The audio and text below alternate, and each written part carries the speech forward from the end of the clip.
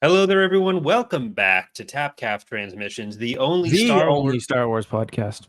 Yeah, we're leaving it there. I'm Corey. He's Justin. He interrupted me. How you doing, Justin? I'm good. I'm good. We I used just to we I used to was alternate on the introductions. We need to go yeah, back to but that. mine were always men. Yours is just so consistent. Like I just say my video introduction, but I say it with you instead. yeah, well, we So, know what we're getting. It's all reliable. It's one of the only reliable things in my life. So okay. I don't want to take that away from you. So I take it you're not doing well from that. no, life's Okay. falling apart. That's bad. But no time to talk about that tonight because we have two big topics for the night. We have the Bad Batch coming up next week. So maybe we'll have. I did this without your approval. We're going to talk a little bit about some expectations from that because the book we're covering tonight is very short. It's Boba Fett Crossfire Book 2. We were going to talk about Destiny's Way, but Justin yesterday told me I forgot I can't read, and we're delaying that until next week. Yeah, I'd read something more on my level. So we went with the book for 9-year-olds. No, I just didn't have time. I've been busy. It turned out to be a 450-page book. We thought it'd be closer to 300. Yeah, my kids had nowadays. It wasn't happening. Yeah.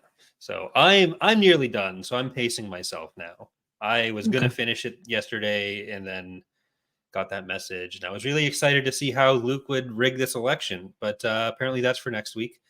So the plan at this point is to do 2 episodes next week. So we'll do Wednesday night on the Bad Batches, that plan, Thursday night on Destiny's Way. That's what we're thinking right now. Yeah, I never end up uploading that Halo podcast either because you removed it or you unlisted it. So maybe I'll add that to the end of this one or something too. Okay. I mean, I didn't. I wasn't happy with my contributions at least. So Okay, well we can call that'll be a lost episode. I mean, you can post it if you want. I just didn't want it on the video version here because it had like 37 views by the time the stream ended anyway. So it was no big loss. So one of your big monthly successes. Yeah. I'm just being carried by one video at a time. Pull up the social blade. I'm joking. Ranked 1500 in Canada. What a loser. Well, so yeah, Bad Batch is a week away, and there's been some people posting all over the social media that they have watched the first half of the season. Well, I was going to ask you what you thought of it because I'm sure you were one of the ones that got it. I was not. My shill card has been revoked. I don't know. Is it because we are Canadian? Do you see any Canadians review it? No, I mean, I only really saw a couple people that had it, and like Alex was doing a bunch of interviews with like Red Rao and Michelle Long. So he's been deep into the prep there. But yeah, I don't know if it was like you were too toxic and you dragged me down with you or what's happened there. But I think it might just be an American thing so far. Yeah, it could be. So we have no spoilers is what we're trying to get at with that. Yeah. But also we're a little bit. We haven't seen it. I haven't asked any of my friends either. But yeah, so the first 3 episodes are going to be next week, which I think it's going to be when like the 3 a.m. Tuesday to Wednesday transition again, not the Ahsoka like going up Tuesday night thing, which is kind of sad because I really liked that, but can't win them all. But any expectations for those first 3 episodes? Well, not really. I do think they're going to kind of do the same thing that past seasons have done, where we'll probably open up pretty hot with a little arc, and then I think it'll slow down a bit. We'll probably get some, as I love to say, slice of life episodes or mission episodes, and then things will probably ramp up towards the middle of the season. Then kind of a repeat where there's some time off, and then the finale. So. Do you think that we'll get as many of those episodes when it's the final season, though? Yeah, I do. Maybe not as many, but I do think we will have a couple of shorter or less impactful arcs. I mean, I maintain that they were important for character building in the prior seasons. There's maybe like 1 or 2 episodes that I thought were more disposable, but I think the majority Well, have been interesting for some reason or another. No, I totally agree. What I'm referring to is like, can the clickbait websites or YouTubers make Are we like, going to be eating good or no? like, am I going to be eating good because Crosshair had character development? I mean, some of those videos did really well for me. Like maybe because the other channels were taking the week off, so there was less for people to chomp on. But Yeah, I, I don't know. That's just me though. yeah. But maybe we should do some like what we did with the Mandalorian, where we pick like guaranteed death, guaranteed life, guaranteed cameo, and then like a second tier for each of those. Okay. Not Yeah, like no, full I'm on down with that predictions on idea. everyone, but like try to lock in some stuff here before we've seen anything. Okay. Yeah, let's Start do with who that. you think is going to make it. Give me one character you think is like locked to make it, and you can't say Omega. Okay. Oh, that's tough. One character who's not Omega that's going to make it. Can I say Asajj? Yeah, that's fine. That's fine. Okay, I'll say Asajj then. So I think that's a good one. Okay. I'm gonna say Rex. No. I think I'm gonna say Wrecker. Okay, I like that. So I think the rules on not killing kids also kind of applies to Wrecker. Yeah, but he's so sweet. Like his death could be very impactful. But I do get what you're saying. Guaranteed death is Hunter for me. Hmm. I just hope it's For not. me, I'm going gonna say Crosshair. I'm I gonna say really hope they don't Crosshair. do it. Like I think you're probably right, but I really hope they don't do it. I'm gonna be very upset if they do it, because I'm gonna do a video before the season comes out about how I'm really happy that they haven't killed Crosshair yet, and how the Star Wars thing to do would be to kill Crosshair. And I hope that doesn't happen. But, Yeah, it all right. would definitely be a Star Wars thing to do. Actually, can I change my guaranteed alive to tech? If you want, yeah, that's a good what one. I'm gonna do. Okay. So what else? So we've got Cameo. Oh, this is one of the more interesting ones. And Ventress obviously is. Are we gonna do 2 cameos? Let's do like our like S tier. Let's say no like, clones. Definitely. No clones. Yeah. So pick a solid one and one you think is less solid. Okay, my less solid is going to be Quinlan Voss. Okay. That's a good one. Who's your less solid? Or a Singh. That's a good one. That's a really good one. I think not Boba just because Fett, we read a book about her. Actually, mostly because we just read the book about her. But yeah, no, that one makes a lot of sense just because of the bounty. Do you think Cat Bane is going to be in?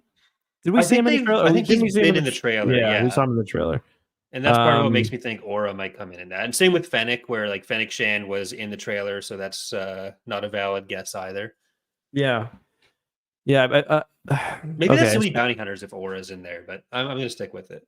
I wouldn't be surprised if we saw like all the Clone Wars bounty hunters, but that's a really good one. That's the important thing. So that's your less likely one. That's who I'm putting on my like B tier prediction. I'm gonna go a little. So I think that they are going to include somebody from the rebellion, like obviously very very early, not really the rebellion, but the proto rebellion. I think we're going to see Bail Antilles or Bail Organa. Bail Antilles would be a real stretch there. But Bail Organa is my guess.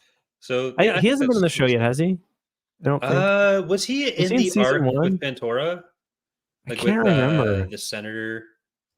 I hope she's back, but I'm not going to call that a cameo because she's just like primarily a Bad Batch character at this point. I don't know who I'd even go for yet. Like I don't think it'll be. Oh yeah, he was in 3 Bad Batch episodes. Can I still choose him? Or should I choose someone else? I think you can choose him if you want, but I don't know. I'll say Mon Mothma then. I'll say Mon Mothma. Okay. Yeah, it's going to be a big year for Mon Mothma, but I don't know.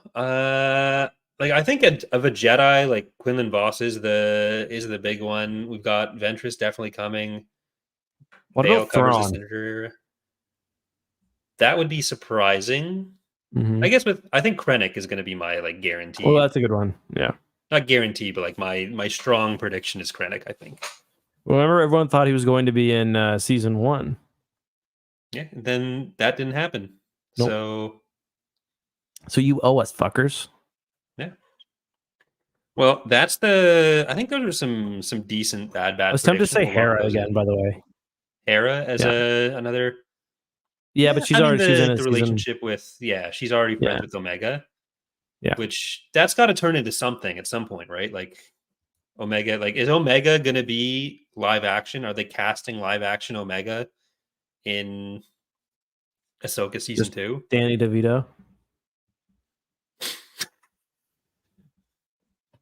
Huh. You never seen a clone like me? That's not a Danny DeVito impression. That's just... I don't know what that was. I don't know what this is. I think we're moving on. Okay. But I mean, Dave Filoni would live action Omega and Ventress are, I think they're not horrible bets. Okay, so those are good predictions. The next thing I want to do, what will they do for Ventress's return? Will they... Well, 2 questions. Will she survive the season, and will they address her return? What's your answer for those? I think she would. I think yes to both. I think it'll be like I heard she was dead, and the Night Sisters made me better. That's my Ventress impression. So yeah, I think they'll do even less than that. I'm putting that as my maximum. Yeah, I think they'll acknowledge it and be like, didn't stay dead, or like, but yeah, I don't think she's going to die either.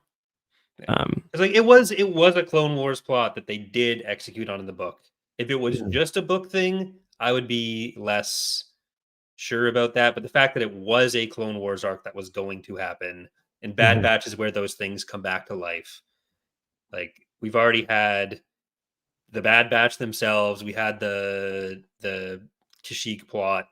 Like I feel like them acknowledging that was a thing. This is how they do it. We're getting the rest of what that arc was going to be. Yep. But okay. Good stuff. All right. Crosshair and Omega got to escape. That's what happens next. But so I guess that gets us to, unless there's anything else Bad Batch you want to get into before we get to Crossfire. No. Any death fake outs? Any death fake outs? I think Tech is already such a big death fake out that they can't do another one right now. So you think he's alive? Yes, he's alive. Okay. Justin, it's not that I think he's alive. He's alive. Source, it came to me in a dream. Hashtag Tech lives. Okay. Okay. Trust me. Okay.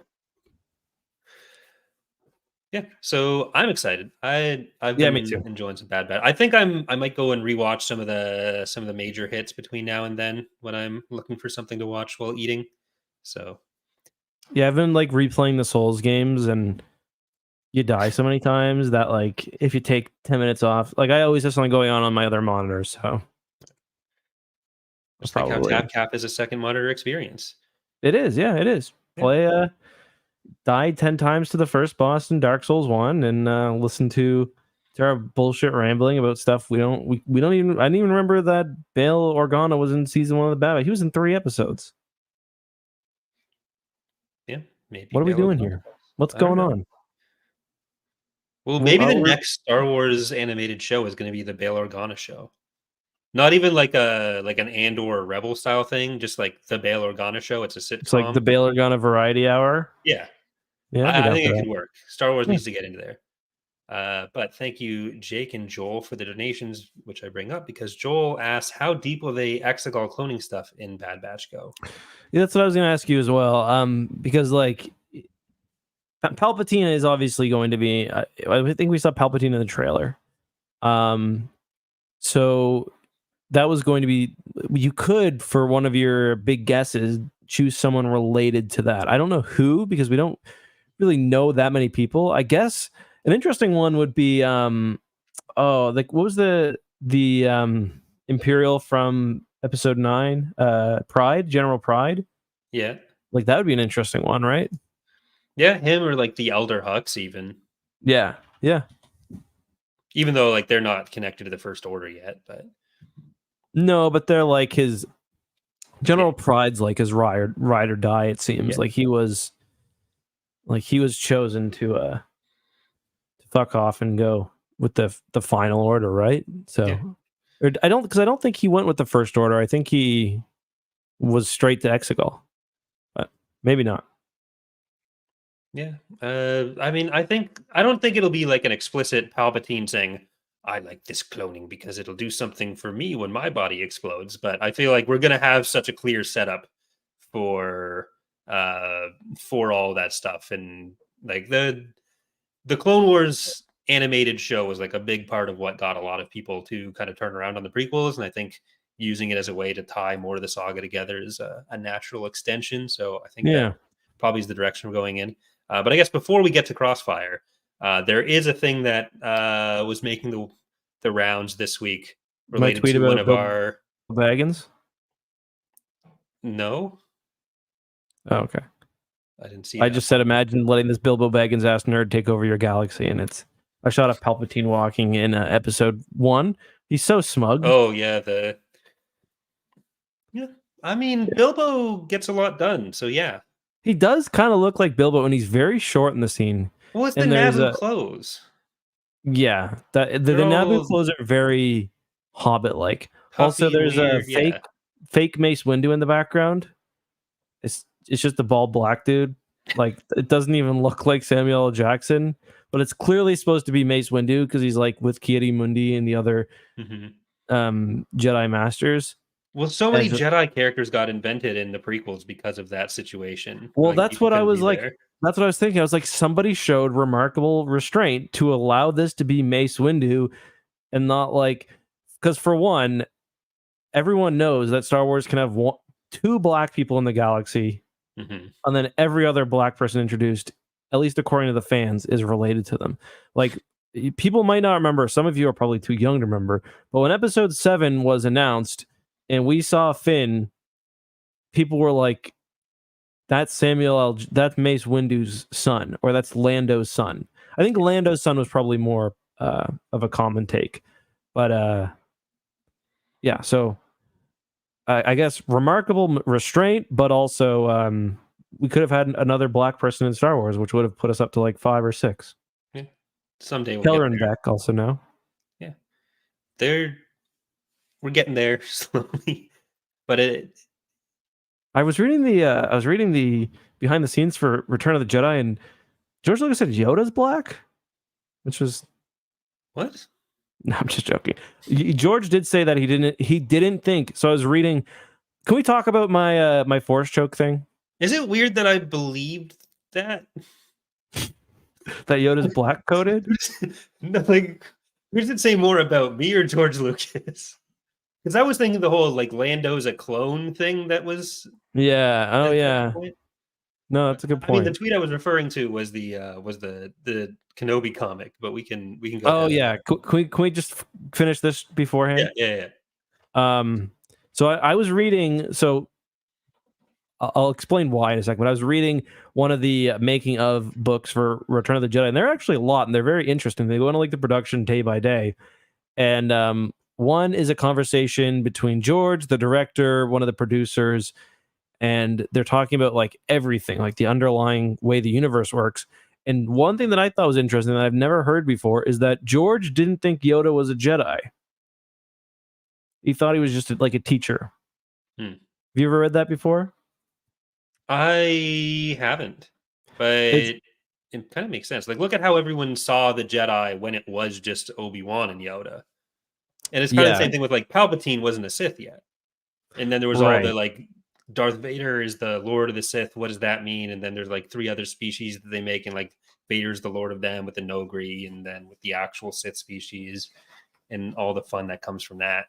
So yeah, and this was like in a conversation right after George explains that literally anybody can be a Jedi. Yeah. Like it's literally just a matter of discipline. Yeah. Which actually in hindsight I kind of like more and more. Obviously the universe didn't quite go that way, but that kind of makes Luke's ability less so his like natural gifts and more just his determination and his will, which is Well, kind of yeah. a cool story. Like one of the things with Legends is that you get to the end of it and it's like, okay, well, it's just all the Skywalkers and all the positions of power running the Hapes Consortium. Like Yeah. the Jedi just become like this bloodline thing. And there's actually in the book that we were supposed to be talking about, in Destiny's Way, Vergere, it's actually pronounced Vergere. Is it really? Onimi makes a rhyme that rhymes air with Vergere, and it's all actually rhyming, so it has to be Vergere. But Oh, okay. like when Vergere and Luke are having their one-on-ones, Vergere's like, "Oh, and you're allowing the Jedi to marry and have kids and stuff." And he's like, "Yeah, well, a lot of us were old and we'd already fucked." And she's like, "You fucking moron. This is just going to lead to these dynasties of powerful force wielders." All right, So under that dropped you for a conception second of it, there. sorry, I you dropped can you hear for me. like 30. Oh yeah, Yeah. yeah. Can you just Vergere repeat that part? was yeah. Can you hear me now? You good? Yep. Yep. Okay. Vergere was saying that like by having all the Jedi breeding, that was just going to make these. That is kind of just the end natural progression of saying that it's something that like the entire talent pool is determined by genetics. Yeah. Yeah. No, it's because it's more sort of in line with. I mean, I don't know much about like the literary theory, but I think it's more in line with kind of traditional hero's journey, where like the hero often is just an everyman Mm-hmm. who, not always, but I like the idea of it just being someone with strong will. But Yeah. the reason why I was reading that is, and I feel like we have talked about this on the podcast before.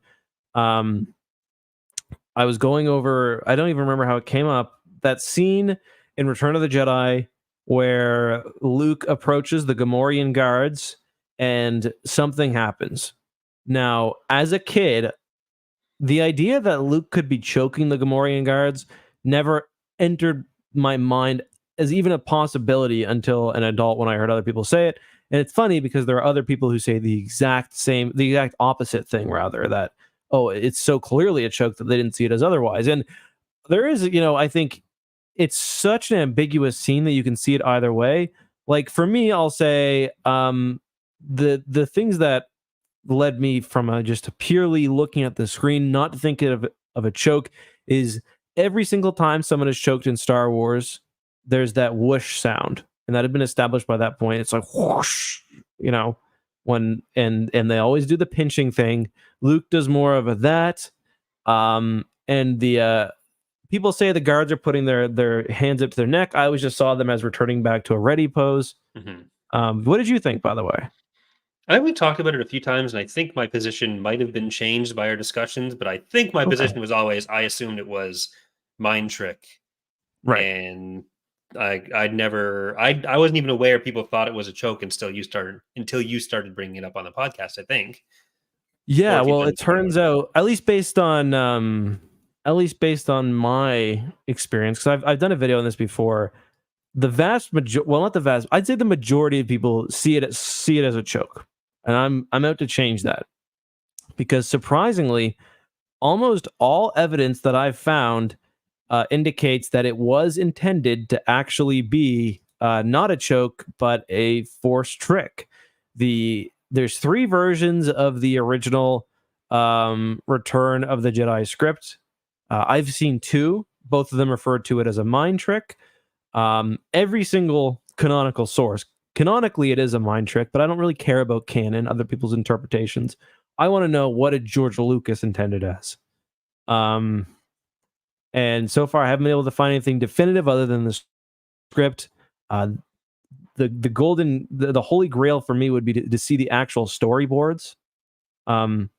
They did do a release of like original trilogy storyboards in a book, but it actually skips that scene. So that's probably my best bet. Trying to hide the truth. They are. And the reason why I'm bringing it up on the podcast is because there's somebody who has some knowledge. Like there are so many making of books that it's got to be here somewhere. Mm-hmm. So yeah, if you do know, either way, because if I'm wrong, I also want to know. So if you do know either way, Yeah, like I mentioned on Twitter when you were going through this, that like I have the annotated screenplay book, which is Yeah. Oh yeah. difficult to get now, and like I already showed you this, but yeah, like the annotated screenplay here at least indicates that it is them like putting back their weapons and going back to a ready position. Like it's not Luke Yeah. choking them; it's a mind trick. But So there's only that from what I found, there's really only one place where it's a choke, and that is the novelization. The first novelization that came out in 83 or maybe even 82, whenever it came out, has it as a choke, but that was written by the author, having seen the movie. So you can just say, well, he made the same call that many of us did. The other place in the radio broadcast, it's ambiguous. But other than that, it's pretty much every single source, which I was surprised, has it as a mind trick. yeah. So like part of why I think this is pretty solidly on the mind trick side is that it indicates two giant guards move to block Luke's path. Luke halts. Luke raises his hand and points at the puzzled guards, who immediately lower their spears and fall back. So it's two people, which we'd never really seen. Like if Luke was doing a double choke, that was something Mhm. new at that point. And usually people aren't like keeping control of their legs.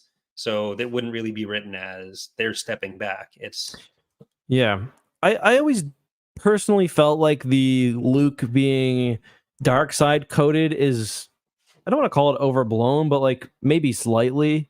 Um where like, yeah, he's got the black and you do kind of question, but like from the very beginning of the movie, he presents himself as a Jedi. Like Han wakes up, the first thing he learns before we even see Luke, because we don't have that scene of Luke in the, oh, let's check the classic Marvel comics. I just thought, but that we don't even see the scene of him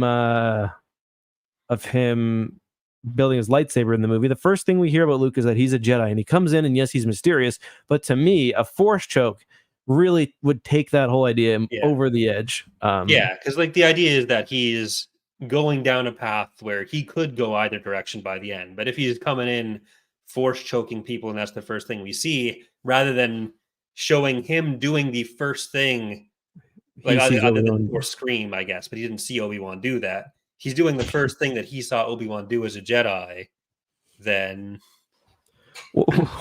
What do you think about the need to have every like weird fucking thing a person does be a Force ability?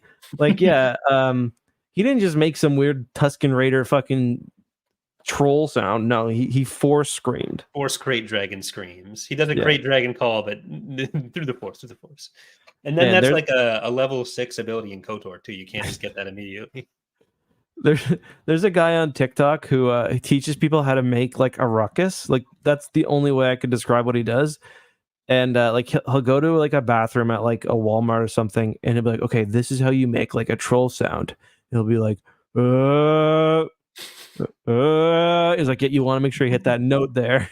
Occasionally, you hear like somebody leave the bathroom because he just starts like and he's funny because he's like a 55, 6-year-old man in a construction worker's uniform, just making an absolute ruckus. But yeah. So clearly mind trick. Yeah, don't mind me. I'm I just think pulling up my Return of the Jedi comic. we have a 100% consensus rate here on the podcast, which is rare. So it's a mind trick, and we've determined it. But you Well, want to get I into? was gonna see what Marvel does, but it just straight up skips the scene. Wow, do they just not like the? Does nothing like the scene? Because that's a lot of stuff that's leaving it out. I'm gonna put up a Well, poll on the he just YouTube shows up. He version. just meets Bib. He just goes straight to Bib. Yeah. Well, I'll see Straight, what the straight to Bib. viewers are Yeah, saying put a poll. I'm curious to see what the viewers as say. we transition into a nice little discussion of Boba Fett Crossfire. Boba So Fett. Boba Fett where we where? left, well, I'll tell you where. He's on Raxus Prime right now at Dooku's castle. He's in a video game. Yeah, that's true. Dooku's trying to get the Force Harvester, and well, spoiler because Boba sneaks out of his room. He's been there for like 6 minutes, I thought, Yeah, I Sign was so confused about that. It makes it seem like he's been there for like weeks. Yeah, like it seemed like Seidenprax shows him to his room, and that's Seidenprax's main job is escorting young children through Dooku's palace. Wait, the side Prax from the Clone Wars video game? Yeah, and he's there, and he's described as a lot more dinosaur-like than he is in any of the other art. Yeah. Hmm. Sorry, continue. I shouldn't have interrupted you. Well, no, that's the end of the book. Seidenprax looks weird. Yeah, so I gotta say, reading this book really made me appreciate the tie-in work they did for the Clone Wars and Attack of the Clones compared to what we got with the new Star Wars movies, or even the Mandalorian, anything, where this book directly crosses a bunch of main stories. We were at the Battle of Geonosis last time. We're at the video game tie-in this time. But it's not scared to like have the like expand on that, where like when the movies came out for the sequel trilogy, a lot of what we got was just retellings or not even that. So I guess I appreciate that, even if it ended up being a little goofy sometimes. Like there was a media blitz when episode 2 came out. Like everything I got that year. I got the video game. I got these books, I got toys. There were other video games about episode 2. Later the Clone Wars TV show, obviously. So pretty cool. Yeah. I mean, and all of them accomplishing one core goal of making it clear that Dooku fucking sucks. Yeah. He's an absolute dick to Boba in this book. He's horrible to everyone in every other book we've read. He is not a political idealist. He is a murderer, and he's also an asshole. Speaking of political idealist, there's one part where he's talking about the kids in the room, and he's like, they were so loud and so diverse. He says it like, oh, he's a YouTuber. Like forced diversity in my acclimator class assault ship. Yeah, but then they have a good representation of like diversity and gender, and Boba's on board with that, so he learns. Yeah, Boba's a non-binary ally. Yeah, which good for Boba. It's nice to see him finally have a decent opinion for once. Well, it's his first friend, so like, yeah, that's true. Kind of. So yeah, Boba has a friend where what's their name again? Gar, I think. Gar. So Gar isn't like trans or non-binary as we would understand it. Rather, whatever species Gar is doesn't apparently grow genitals until they turn 13. I guess. Is that what you read that? When they hit puberty, that's when like secondary sexual organs start developing. Yeah. So the species is called the Excargans, which I thought meant they were going to be snails. But the description does describe them as human, like humanoid at least. Mostly, basically just human, but of like indeterminate, like Boba can't tell what gender they are. Yeah. And like Gar talks about how like, oh, I'm glad I don't have a gender right now because like no one wants to play with me because the girls are this way, the boys are that way, which is like, that's not especially based. I'm sure a lot of those girls and boys would have been perfectly happy doing other activities. But now, Gar, you're the one shoehorning them into that situation. So you need to raise your consciousness a bit there. But more importantly, if you're called a fucking Excargan, you should be a snail because that is the most Star Wars name possible. When I saw the name Excargan come up the first time, I thought it was about the people on the planet that Ezra's living on. Oh yes, tonight for dinner we have Mon Calamari with a starter of Escargan. I think Quarren would probably. I mean, I would go for the Mon Calamari because they're more lobstery, but I feel like most people would go for the Quarren and get that squid. I thought you said corn. I thought you were gonna talk about how he would fuck all the sea-shaped animals in the galaxy happily. What's the most moist species that Quarren's probably fucked? Maybe like a Beldon. What about Beldori? Yeah, well, I don't know. I don't know if Hutts are moist. Like certainly within their folds, but like their lower body is always like on the floor. So I imagine it's like more like bed sore. Like, is slime a form of moisture? Yeah. And huts are snakes. Snakes aren't really moist. Well, they're more slugs, right? They're not snakes. Yeah, I guess they don't have scales, do they? Yeah, so I thought an escargot would be like a slimmer hut with a shell, but no, it's just a person. Yeah, I'd love if Boba's first friend is just an absolute fucking freak. Yeah, I mean, the Kaminoans are kind of freaks, and the librarian was really his first friend. I mean, that librarian did so much for him, and he just wipes him right out. But Cammy we Nolan's really getting jumped pretty ahead. high on the slimy scale. Yeah, like Yeah. especially Nalise. They just look so moisturized. They're Well, always on Tanwi, yeah. Oh, you meant yeah. Okay, I was taking the other definition of slimy, but Yeah. Oh yeah, yeah, that too. fuck Nalise, another strong position of the podcast.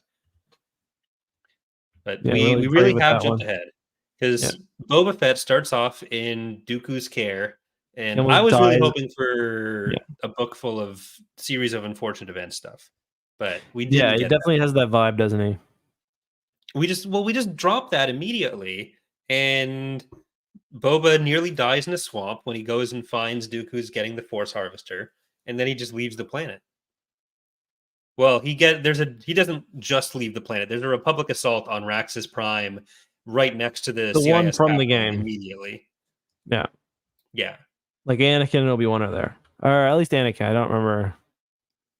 Yeah. And this is a month after Geonosis. So the Republic has made good time getting across the galaxy here.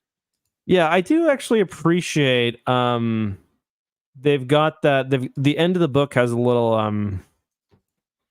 thing. It's like, oh, this is it has like a chronology of months after Geonosis, which Yeah. I don't care about because I'm not a nerd, but I know like the timeline nerds, that's probably super helpful. Yeah. Right? So like we can tell exactly when the Venator gets introduced multiple times via that. Yeah, because right now the Acclimator is the most powerful warship in their fleet. Like, bro. Kind of sad, but Yeah, it's like a transport ship, dog. What are you talking about? well, all they're doing is transporting clones back and forth. And did you know there's 15,000 clones right now? That's amazing. That's an amazing amount of clones. Yeah, it's definitely enough clones to fight 16 quadrillion battle droids that every planet probably has, right? But have you considered that the clones are really good at it? Yeah, I kind of wish they'd play a bit more with the fact that the clones do all look identical to his father, who he's very seriously mourning. Yeah, but I don't think it's that kind of book. I think we're not going to be delving deep down into Boba's psyche, other than his lack of friends. Yeah, and yeah, it's I don't know. It could be worse. I enjoy the stories. But they're not been amazing so far. This one, you know, we're certainly trotting across the galaxy pretty quickly. Yeah, well, you got to get to the new location because right now, after the battle, Boba gets picked up by the Jedi and their orphanage program under Jedi Master Glyn Betty, who's like an absolute dick. Yeah. She's a boffin. Also, is that like a tuckerize? Isn't that what they call it, tuckerization? Or it's got to be someone's name, like the kids, like his kids or something. Or I mean, I thought it was some sort of play on horses again, but I couldn't figure out exactly what it was. But both isn't Glyn and Glenn Betty Betty have I big thought horses. the apprentice was the what's it called, Bothan, or is the master? No, Glyn Betty's the master and is the boff, and Ulu Ulix is I was picturing like a gran because they have three eyes on stalks, but then they also have like horns, so it's not really a gran. So maybe it's like the aliens from Toy Story with horns. So that's my headcanon now. Okay. But yeah, so the Jedi already have this orphanage program set up, and this is where Boba learns that there's a bunch of diverse kids, and Hates it. He just hates he it. hates it. Yep. But he decides to go walking out an airlock with one of them. Yeah, that scene was not super woke. Because the kid wants to see the bridge of the Acclimator.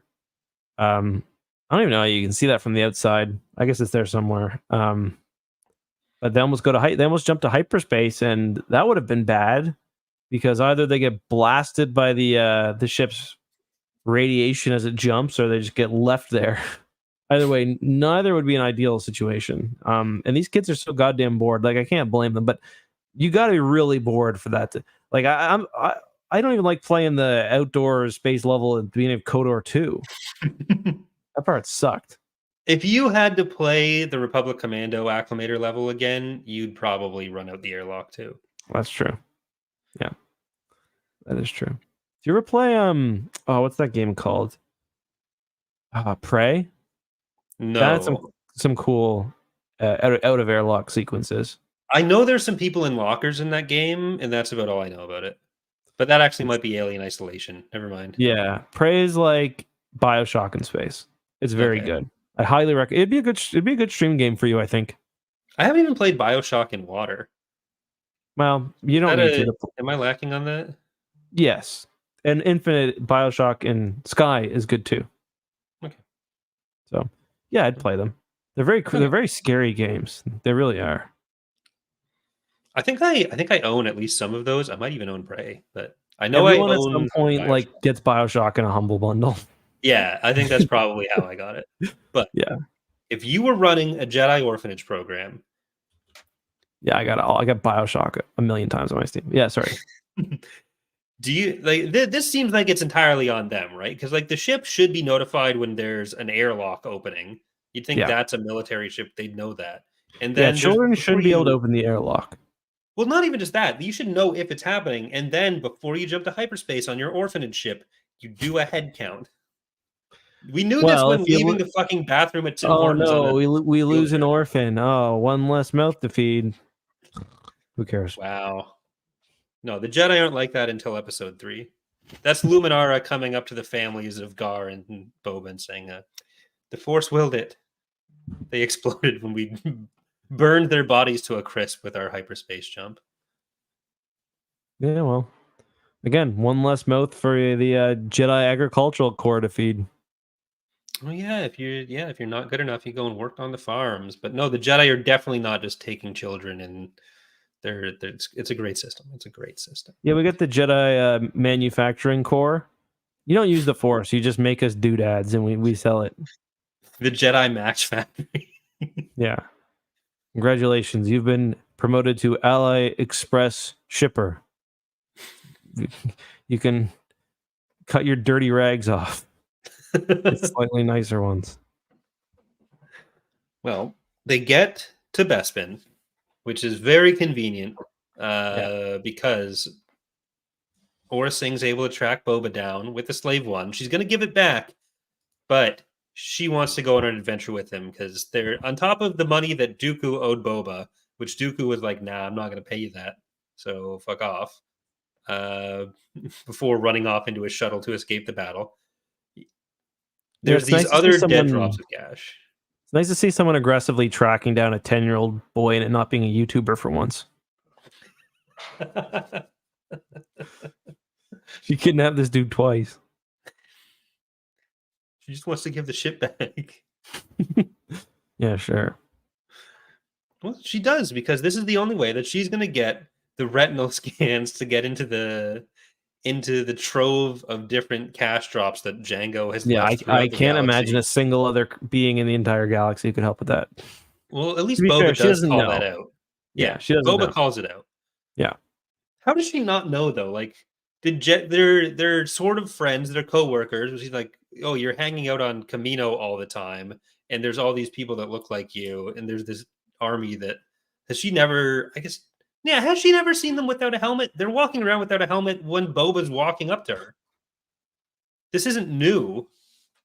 No, it's not. And like, you'd still think one of the clones would recognize him, right? It's like if I saw somebody who looked... used to look like. Well, me or one of my... Like, if I saw somebody who looked a lot like one of my friends when they were a kid, I'd be like, oh, that looks a lot like Big Mike at 10. If I saw somebody who looked like every single person I ever knew at 10 years old, I'd probably say something. Yeah. But I guess Boba does look different. Like, he's got the hair. The hair, right? Yeah. So, yeah, what do they... for all they know, like because they've only been exposed to themselves, for all they know, there are a bunch of other people out there who also look just like them. Yeah. So it is just normal for them. That's true. They're not told to question things. We're really Nope. far in the multimedia project from the depictions of clone troopers that we're going to start getting with the Clone Wars. I think that might be the biggest gap that the Clone Wars fills Yeah. that wasn't really done very well before, other than maybe like the Republic Commando books. But the thing with the Republic Commando books is it's the commandos are special and they're the rest of the clones are literally just fodder and yeah, you're right. The other clones, like if you read anything or watch anything, the only clones that have any personality are some of the ARC troopers do and the commandos. It's But very the rank I'm and not file like are the other rank and- clones. Yeah. Exactly. Yeah.